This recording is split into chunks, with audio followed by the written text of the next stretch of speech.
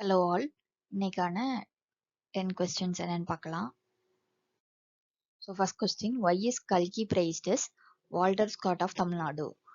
So options என்ன கொடுத்திருக்காங்கன்னா because he created social novels, detective novels, historical novels and short stories அப்படின்னு கொடுத்திருக்காங்க. So இதுக்கு answer என்னன்னு பார்த்தீங்கன்னா option C because he wrote the historical novels. அதனால தான் Kalki is praised as Walter Scott of Tamil Nadu. Second one, who was considered as the high priest of communism by the British officials?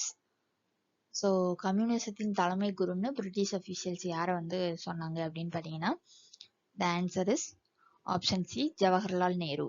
So the high priest of communism by the British officials அப்படின்னா Jawaharlal Nehru. Next one, Moolshankar was later called as. So யார் அப்படி மூலசங்கரர் அப்படின்னு சொன்னாங்க அப்படின்னு பார்த்தீங்கன்னா the answer is option B, Dayananda Saraswati. Next one, the mineral having transparency and hardness. The mineral having transparency and hardness. So the answer is option D, diamond. Next one, the refrigerator and ice plant working under the principle of.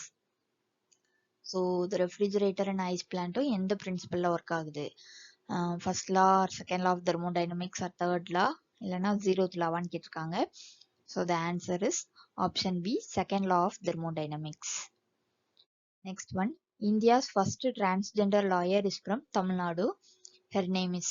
So transgender lawyer யாரு, அவங்களோட name என்ன அப்படின்னு கேட்டிருக்காங்க.